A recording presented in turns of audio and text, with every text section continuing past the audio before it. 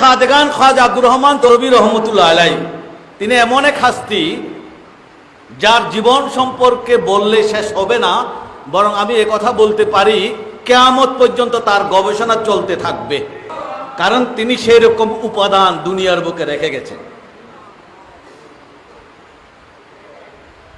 তিনি শুধু নিজেকে লুকাতেন না, তিনি আল্লাহর দরবারে তিনটা বিষয়ে তওবা করেছিলেন। আল্লাহ দরবারে ফরিয়াদ করেছিলেন, এ আল্লাহ, দুনিয়ার মানুষ যেন আমাকে চিনতে না পারে, আমি যতদিন বেঁচে থাকবো মানুষ যেন আমাকে না চিনে, এটার জন্য উনি তওবা করেছিলেন।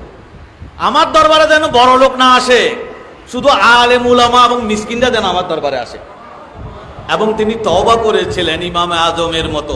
আমরা দেখানোর চেষ্টা করি, আর আল্লাহ ওনাকে যে পাওয়ারটা দিয়েছেন এটার বিরুদ্ধে উনি আল্লাহর দরবারে ফরিয়াদ করেছেন, আল্লাহ যে পাওয়ারটা আমাকে দিয়েছেন সেটা নিয়ে যাও।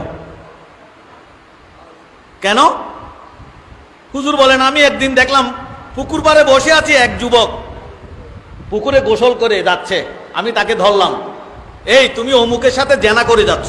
সে লুকাতে চাইলো, কিন্তু আল্লাহর ওলির কাছ থেকে লুকানো শুধু জানা। তখন সে বুঝে ফেলেছে, তাড়াতাড়ি মাপ চেয়েছে। ওই যুবক যখন ওখান থেকে চলে গেল, খাজা চর্বির চোখ বেয়ে পানি আসলো। আল্লাহ, তুমি মানুষের গুনাহ চোখে দেখো, কিন্তু তুমি মানুষকে বেইজ্জত করো না। কিন্তু তুমি আমাকে আজকে যে ক্ষমতা দিয়েছো, এই ক্ষমতার কারণে সে কি কি করেছে, মানুষকে কি করে সবকিছু আমি দেখতে পাই, আর আমি দেখার কারণে আজকে ক্ষমতার এমন অপপ্রয়োগ করলাম, এই বান্দাকে আমি লজ্জা দিয়েছি।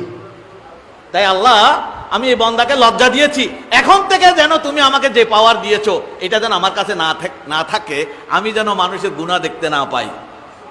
8 বছর বয়সেই পিতা দুনিয়া থেকে চলে যাবেন, সেই ইশারা দিলেন, একটা খোপের মধ্যে 2টা তলোয়ার রাখা যায় না।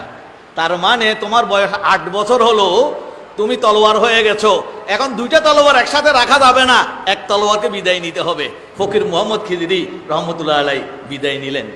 খাজা চৌরবি 8 বছর বয়সে যে পরিশ্রম করেছেন, এটার কোনো নজির দুনিয়ার বুকে নাই, কারণ এত অল্প বয়সে কেউ এমন মুজাহাদা করে না। খাজা চৌরবি যেদিন তার বাবা ইন্তেকাল করেন, ফকির মুহাম্মদ খিজরি যখন ইন্তেকাল করেন, সেই দিন তিনি বললেন, সেই দিন থেকে তিনি তার হুজারার মধ্যে 40 দিন পর্যন্ত কোনো ধরনের পানি এবং অন্যান্য খাবার খান নাই, বরং এর আগে যা খেয়েছিলেন সব 40 দিন পর্যন্ত বমি করেছেন। অথচ 40 দিন মানুষের পেটে তো খাওয়া থাকে না। প্রথমে খাওয়া বমি করলেন, তারপর রক্ত বমি করলেন, তারপর সাদা সাদা পুষ, শেষ পর্যন্ত আর কিছুই বের হচ্ছে না। এইভাবে 40 দিন 8 বছরের বাচ্চার রেয়াজত। এরপরেই তিনি গিয়েছিলেন আরো একজন কামেল ওলির সোয়াদ শরীফের আখুনসার দরবারে।